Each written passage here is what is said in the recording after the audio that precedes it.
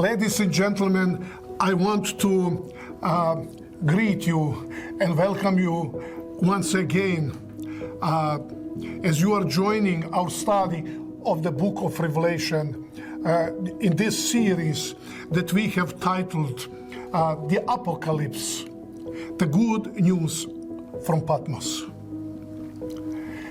We are with this study.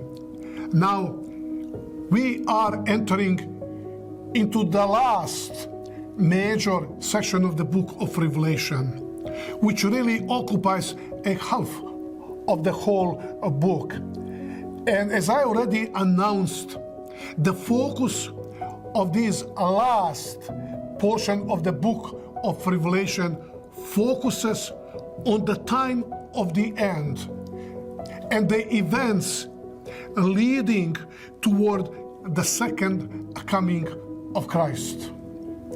Let me remind you one more time what we talked about. Do you remember we said that the main body of the book of Revelation consisted of three parts?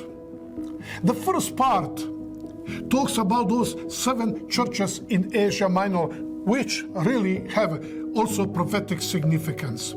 But before Jesus gave those messages, we have the special introduction of Jesus who appeared to John on the Lord's Day on Patmos. Then when we went to the second major part, which we called the historical, that describes the history of the Christian church and the church that has experience in preaching the gospel to the hostile world.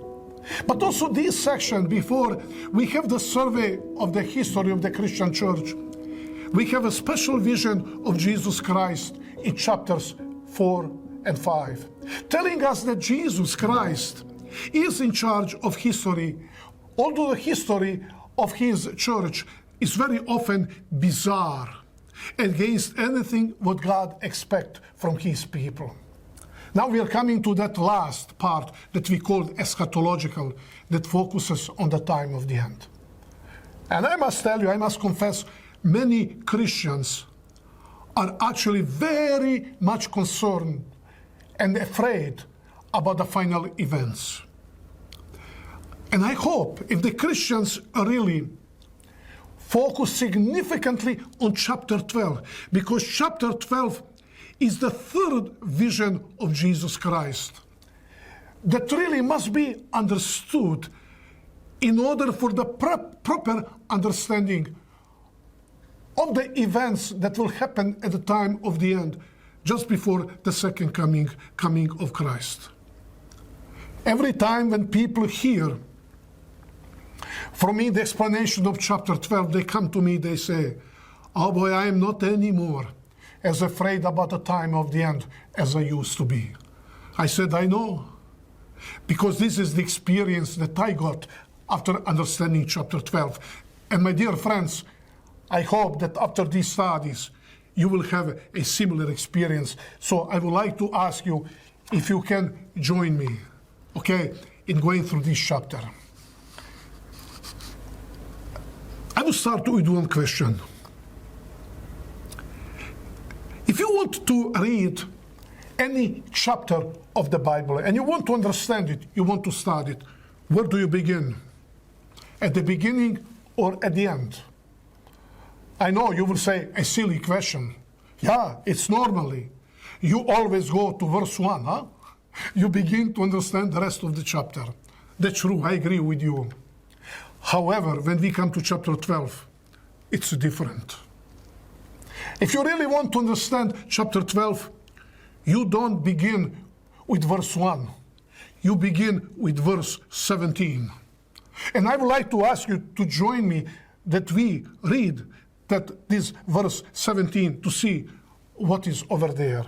What does the text say? The text is actually saying us, let me just to see what it is. They said that the dragon was angry at the woman, and he went away to make war with the remnant of her offspring, those who keep the commandments of God, and they have the testimony of Jesus. This is the starting point for the understanding of chapter 12. And you saw that the text is telling us that there was a dragon. We already touched on the symbol of dragon, if you remember, during the first two presentations of our journey through the book of Revelation. And I want to remind you, if you go to verse 9 of this chapter, we read that this dragon, as John identified him, is nobody else, but he is the devil and Satan. In the Bible, Satan is the enemy of God and the enemy of God's people. He is the one who brought a mess in the universe, and he is the one who brought this earth to be under the curse. If you remember, as we started in the book of Genesis during our first episode of this study. So it tells us here that dragon became so enraged or so angry with the woman. We will see just in a few moments that the woman stands symbol for God's people, for the church. He says he became so angry. The question is, why is Satan so angry? As we try to understand this text, I want to tell you about another special literary feature of the book of Revelation. Do you remember? We had the first feature. We try to understand in Revelation 5, Revelation 7, we will see Revelation 17. We call that literary feature, I heard and then I saw. Okay, that's the first thing. The second feature we called the springboard text. Let me explain what we are talking about. You see, every major section of the book of Revelation, whether a vision or one chapter, actually concludes with one concluding text. Yeah, you are right. You say, this is nothing unusual. Even every sermon concludes with a conclusion. Yeah, you are right. But what is the characteristic of the book of Revelation? That concluding text that concludes the whole vision or the whole chapter, that concluding text at the same time functions as the introductory text to the following section. And that's why one of my colleagues, who is also involved in the book of Revelation, in order to make it clear to us, he introduced another expression. It says, these texts should be called, you see that, dual directional text. It means those texts look back, they conclude the whole text, but at the same time, they introduce the text that follows. And by reading these texts, we learn everything. What is the following section, so we can have insight into that. So how these texts begin? Revelation, you see, 17 is a such text. You see, it says, and the dragon, or so the dragon became enraged with the woman. Please, I would like to invite you for something. Can you imagine a pastor stands on the pulpit and he begins to preach? And he begins his sermon by saying, so, that's the beginning. What would you say? So what? You see, the word so or thus or and, you cannot use as the first statement. You had to say something before. And now when you say so or does, it means in the light what I just said, this is the conclusion. So do you see, it's telling us that this text is the conclusion of chapter 12. But keep in mind what we just said, that this is dual directional text. By reading this verse, we have indication of what we are supposed to find in the following chapters of the book of Revelation. So please, I would like to ask you kindly if you can look in the text. Based on this text, what are we supposed to find in the following chapters of the book of Revelation? And the answer is simple. It's about an angry Satan, angry enemy. He has become so angry that he is going to prepare himself for that final war against God and his people. I hope that you can see how the book of Revelation is well organized. Please don't forget, every major section on the book of Revelation is organized that way. By the way, let me remind you, why do we have chapter 7? Why?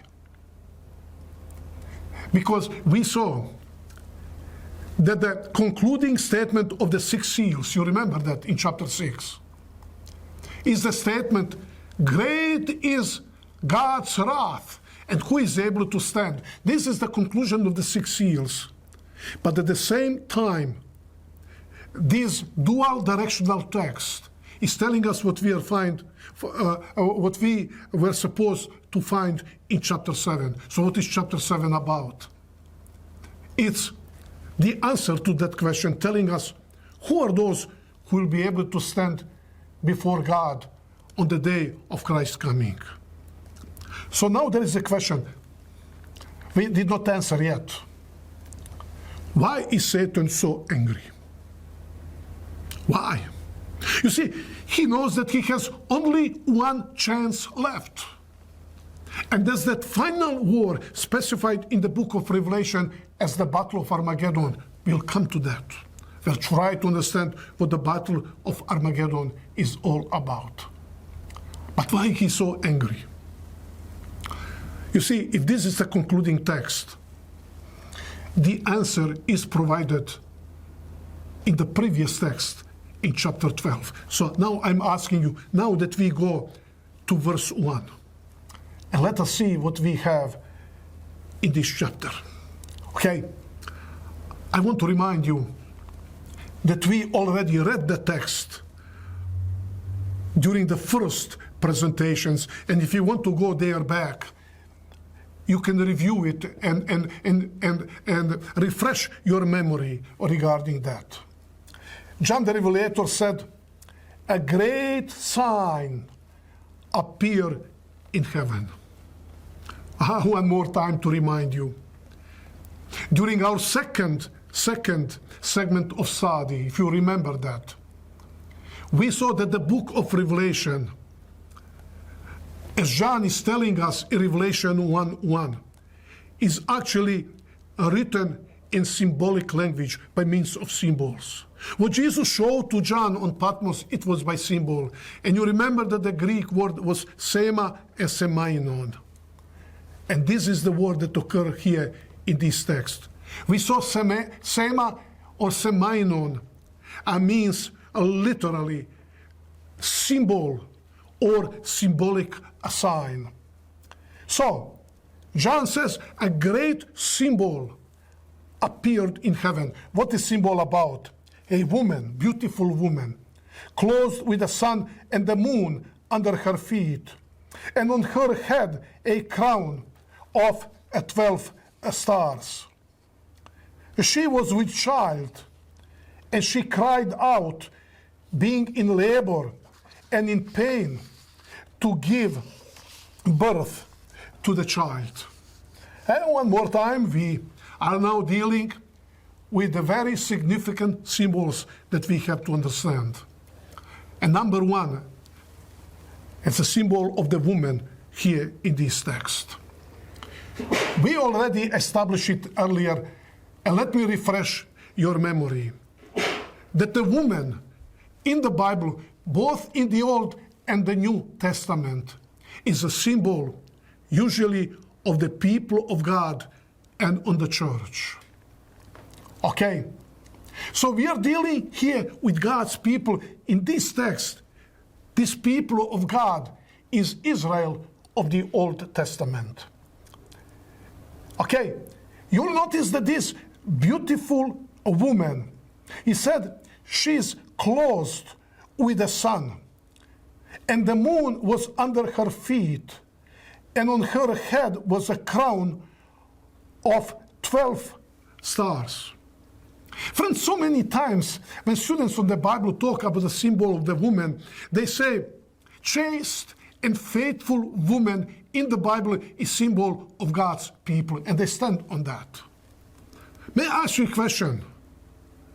But what does the prostitute stand for? And usually people look at me, they don't know what to say.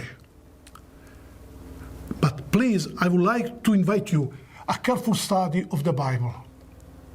Because both in the Old Testament and also in the New Testament, but particularly in the Old Testament, the woman is very frequent symbol for Israel. When Israel is faithful to God, Israel is a chaste, and she is pure and faithful woman to her husband God. But when Israel is unfaithful to God, following idols and worshiping different gods, the Old Testament prophets, they present Israel as the prostitute woman. You can go, for instance, to the book of Ezekiel, chapter 16 and chapter 23. Ezekiel mentions two sisters, Olda and Oliva. Okay, evidently invented names. Says that these two sisters symbolized God's people of Israel.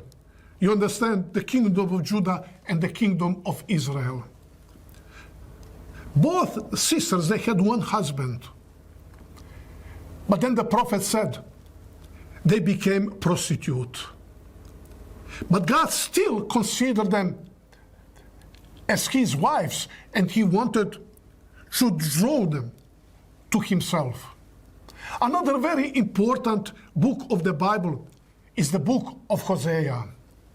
You who are familiar with the Old Testament, you know that that Hosea married a young girl. She became his legitimate wife. But eventually, during the years of their marriage, Hosea's wife went and she became prostitute. She left Hosea. However, in the words of God, she was still his wife. And God said to Hosea, go and buy your wife back. Hosea found her on the slave market. She came into very bad situations, and finally she was sold on the market. And Hosea took money, bought her, brought to herself, and he said, I am your husband, you are my wife, and be faithful to me. So please, the point that we're trying to make, a woman, whether chaste woman, faithful woman to her husband, or a prostitute, it's always a symbol for God's people. Woman, even prostitute woman, is never symbol for those who are not God's people in the Bible. Those who are not God's people, they're presented as animals, as waters, and different symbols are used. Okay, we'll talk about that at the appropriate text even more. So this woman is God's people, the Old Testament church, which has to bring the Messiah into this world. But John notices that this woman is clothed in the sun. In the Bible, the sun and the light, it's a regular symbol of Christ and the gospel. Even Jesus says in the Gospel of John chapter 8 verse 12, I am the light of the world. And Jesus is called even the Son of Righteousness in the book of Malachi chapter 5. And I can give you now numerous texts. I believe if you look into the Bible, you can witness that and see for yourself. So, the sun is a symbol of Christ and the gospel. This woman is clothed in the gospel. But John notices that this woman has the moon under her feet. It means she's standing on the moon. What is the meaning of the moon? We have to understand what moon is. In the book of Genesis, telling us that the moon was the lesser light that God created, but we know that the moon does not produce its own light. It actually reflects the light of the sun. And you know, during the night, after the sunset, you don't see the sunlight, but you see the moon. And the moon produces moonlight, which is actually the reflection of the sunlight. But you know how long the moonlight lasts on the sky? Until there is sunrise. When sun appears, the moon light disappears. May I ask you a question?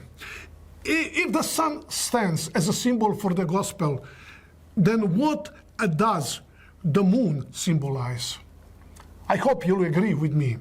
It symbolizes the Old Testament law, the sanctuary system, the ceremonial law of offering sacrifices, and what was happening in the earthly sanctuary, which in symbolical way provided forgiveness of sin for the people who offered those sacrifices.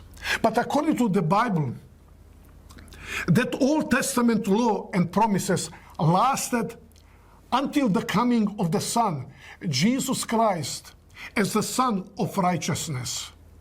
And that's why with the coming of Jesus and his death on the cross, all that ceremonial system that was a symbol of the reality to come lost on its importance.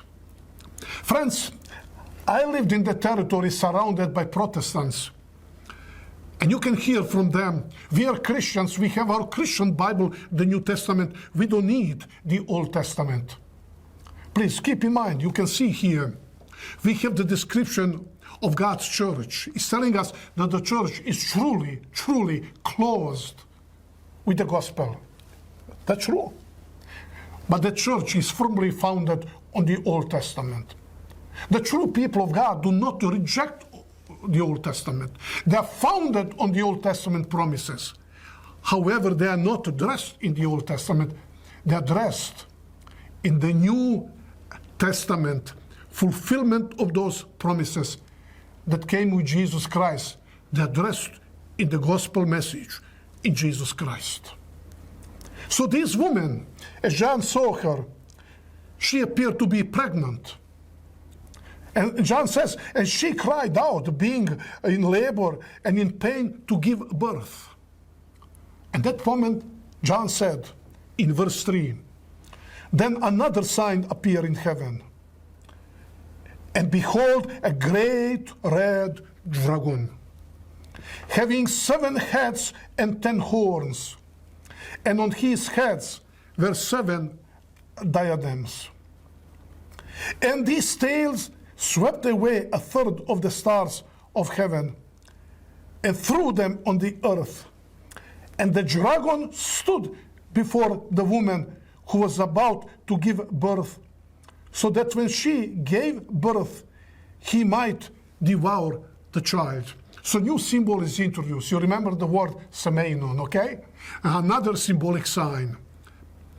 If in the first sign was about beautiful woman, the second sign is about the dragon. By the way, I say very often to pastors, if you want to preach about this and you want to give the title to a sermon, you can title it The Beauty and the Beast.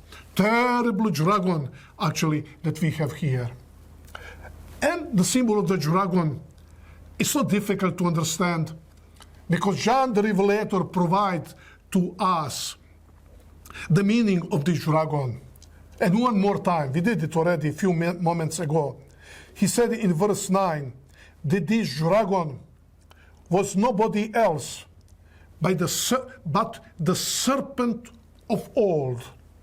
And he's called the devil and Satan, the one who deceives the whole world. I don't know, I want to refresh your memories.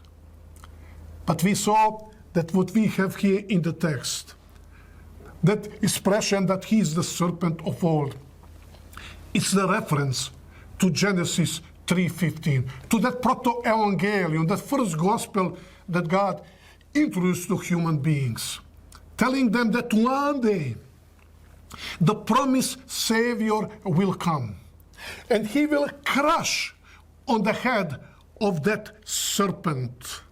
But he will have to experience the deadly wound in order to achieve total defeat of that enemy, but to save the lost humanity and to bring them to the place where they will be kicked out from. So, please, I hope that you can see we have a pregnant woman, symbol of God's people. And then we have the dragon standing beside that woman because she's about to give a birth to the Messiah child. Do you remember we spoke about that? That all generations of the believing people of God were waiting that moment, hoping that with every male child that was born in Israel was potential the Messiah in the fulfillment of that proto-evangelium where God introduced in the Garden of Eden. But they were not the only ones waiting for the Messiah to come. The book of Revelation is telling us that the devil himself, that serpent of old, who actually points to the Garden of Eden, was waiting for him to be born. Why? In order to destroy him. And now we read in verse 5 that the woman eventually gave birth to a son, a male child who is to rule all the nations with a rod of iron.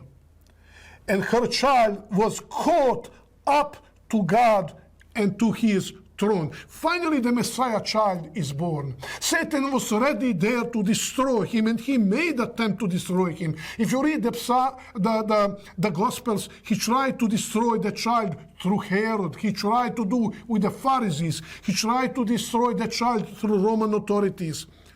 Unfortunately, he was successful. Not only the Satan could not destroy the child, but says that the child was taken to heaven, to God's throne, which is the reference to Christ's enthronement after his resurrection from the dead and his ascension to heaven, as we studied in Revelation chapter 5. Not only that Satan was not able to destroy the child, but the child was elevated to the higher position in the heavenly places. May I ask you a question? How long had Satan been waiting for this child to come into this world? How long has he been waiting? I don't want now to speculate how many thousand years. But I believe you will all agree with me. He had been waiting since Genesis 3:15. My question to you is, with every child to be born in Israel, Satan thought, this is the one. This is the one. Okay? How long had been Satan waiting for the child to be born?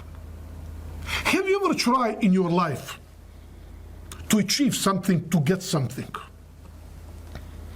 You invested money, you invested energy, you invested time. For a long time, you were striving to achieve it.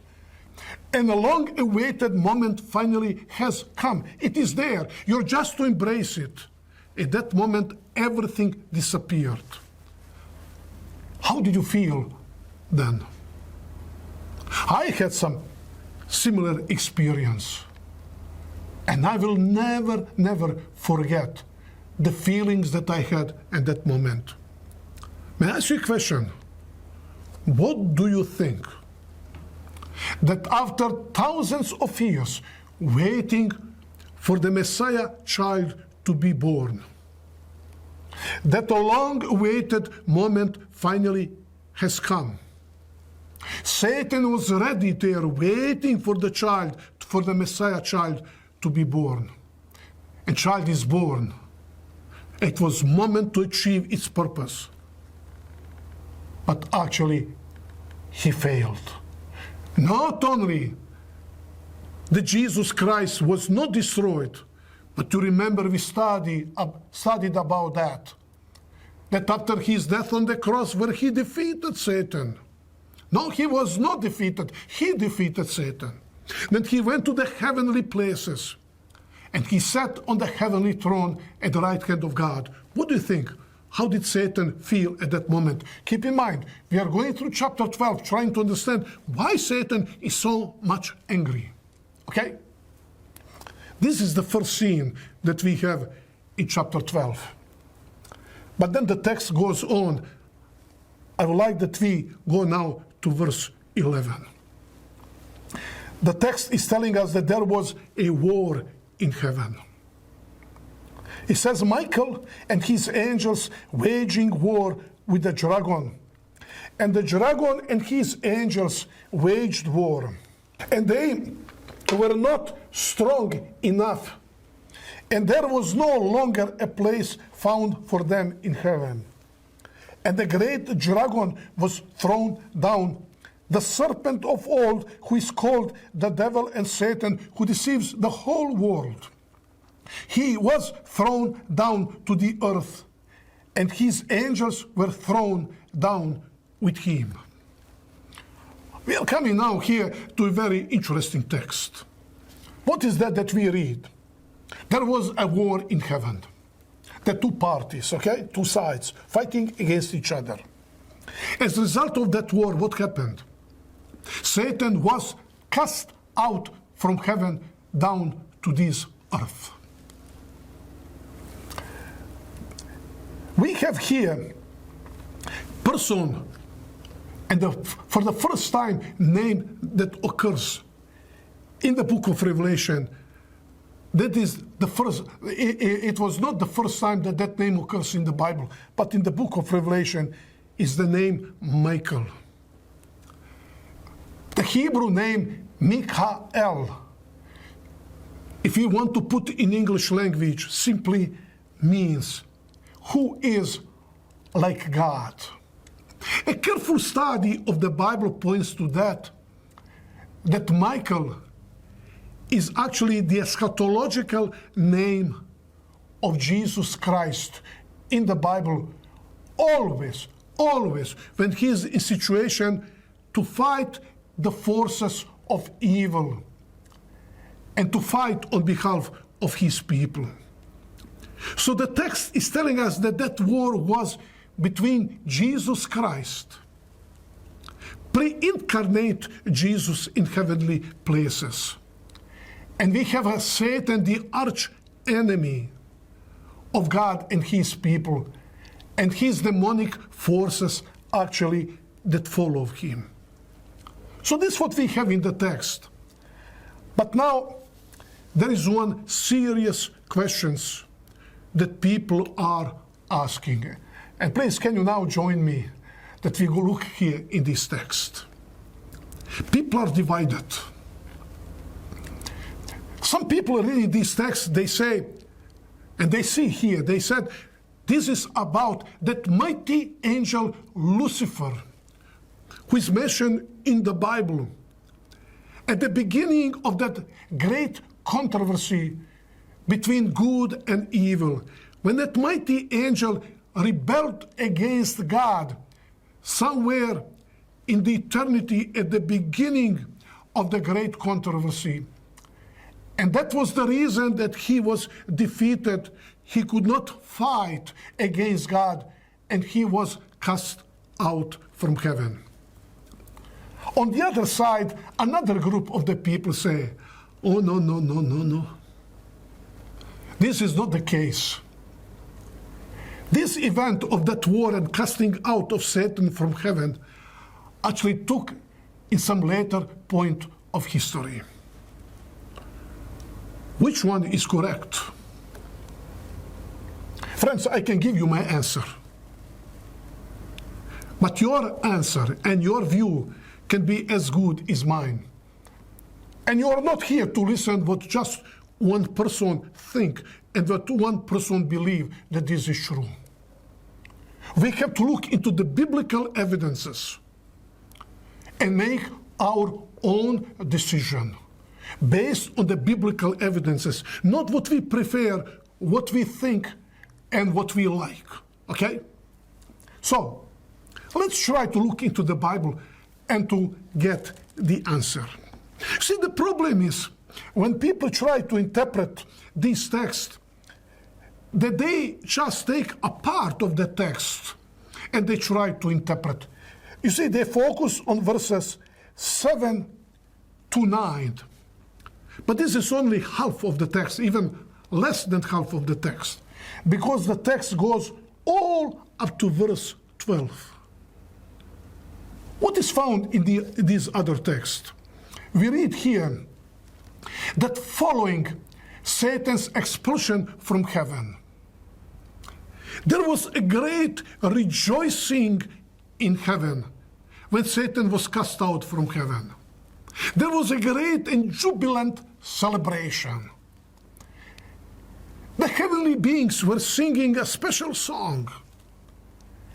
And then the song is even, in a nutshell, recorded here by John, what he heard in verses 10 to 12. I would like to invite you, if you can join me just for a moment, that we look into the words of these songs, because this song will give us a hint regarding the time when this casting out of Satan took place from heaven down to this earth. So can we read together? Let's read verse 10. What was the song of the heavenly beings? What were they saying? They said, "Now the salvation, the power, and the kingdom of our God and the authority of his Christ have come. For the accuser of our brethren has been thrown down, he who accuses them before our God day and night." Friends, my question to you is, when originally that mighty angel Lucifer, which really means light bearer, okay? When he was cast out from heaven, did the heavenly beings in heaven, were they rejoicing? Did they say, "Oh, now the salvation and the power and the kingdom of our God and authority of his Christ have come"? Yeah, you're right. No, this was not situation in heaven. Ellen White is telling us that when Lucifer was cast out from heaven, the whole heaven, the whole heavenly beings were caught in a gloomy atmosphere. The whole heaven was caught in sadness. You see already the problem here. And then what says, because the accuser of our brethren has been thrown down, the one who accuses them before our God day and night. If this is what happened at the beginning of the plan of salvation and the great controversy, how could Satan accuse God's people before God when the planet Earth had not been created yet? And human beings did not populate the planet Earth. How? By the way, whenever Satan accused God's people before God, it was in a later point in history throughout the Old Testament times. But please, there is something even more. We read in verse 12, "For this reason rejoice, O heaven, and you who dwell in them. Woe to the earth and the sea, because the devil has come down to you having great wrath, knowing that he has only a short time left." My question to you is, friends, did Satan at the beginning, when he rebelled against God, when he deceived Adam and Eve, when he became the ruler over the planet Earth, did Satan at that point realize that he had only short time left. Yeah, you are right. You're right. He did not realize, he thought that he has the whole eternity for himself. He became the ruler over the planet Earth. He did not have insight in what God would do to redeem the planet Earth. And now we're coming to verse 13. This is very, very serious. I hope that I will be able to really explain what is here in the text. Let me read to you. The text is telling us that when dragon, Satan, when he saw that he was thrown down to this earth, he was thrown from heaven to the earth. Please pay attention. He persecuted the woman. Which woman? The woman who previously gave birth to the child. So what happened before? Casting out of Satan from heaven? Or giving the birth to the Messiah child? You see, in the text says, then Satan, when he saw that he was cast out from heaven, what did he do? He started persecuting the woman. Which woman? That in verse 1 previously gave birth to the child. So many times I see preachers, they're reading one thing in the text, but when they're preaching, it has nothing to do with the text that they read. They try to read their thoughts and their ideas in the text. The text indicates clearly that this casting out of Satan from heaven took place after the birth of Jesus and after his ascension there to the heavenly places. And I know some of you who are listening all of this, maybe you're confused and you have many questions. So please just allow me to clarify this to you, what is here in the text.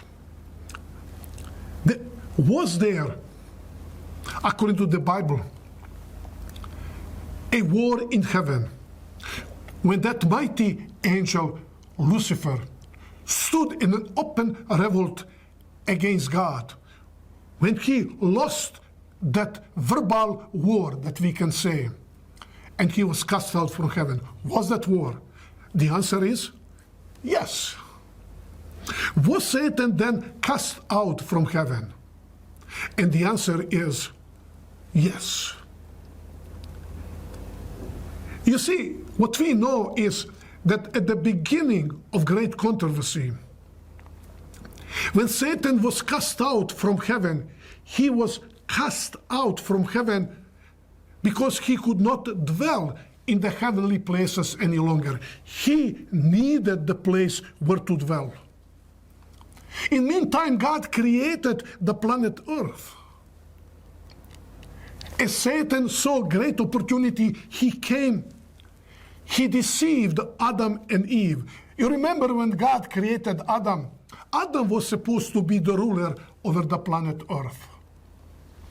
God said to Adam, I'm giving you all the dominion over the whole creation. But Satan, by deceiving Adam, he took that rulership over the planet Earth. By the way, if you open the biblical text, for instance, if you go to the Gospel of John 12:31, 16:7, and some other biblical text, you can see that Jesus 3 times, one more time, Jesus 3 times called Satan to be the ruler over this earth. Jesus did not say so-called ruler. That's what Satan was. Friends, whether we like it or not, it's a human beings that voluntarily put themselves under Satan's dominion and his rulership. That's the situation. This is the fact. That is a matter of clear teaching of the Bible. However, what the Bible showed to us, that Satan still had an access to heaven after that expulsion. Some biblical text indicates, and I have now in mind in particular the book of Job. You know the first 3 chapters of the book of Job. It shows that from time to time, the representatives of the different worlds in the universe, they would come there before the throne of God, into the heavenly throne room of the heavenly temple, very similar to what we studied in Revelation chapters 4 and 5. They would come there before God. I call them the heavenly parliament to discuss the business of the universe. They were representatives of different planets in the universe. Tell me, who at that council represented the planet Earth?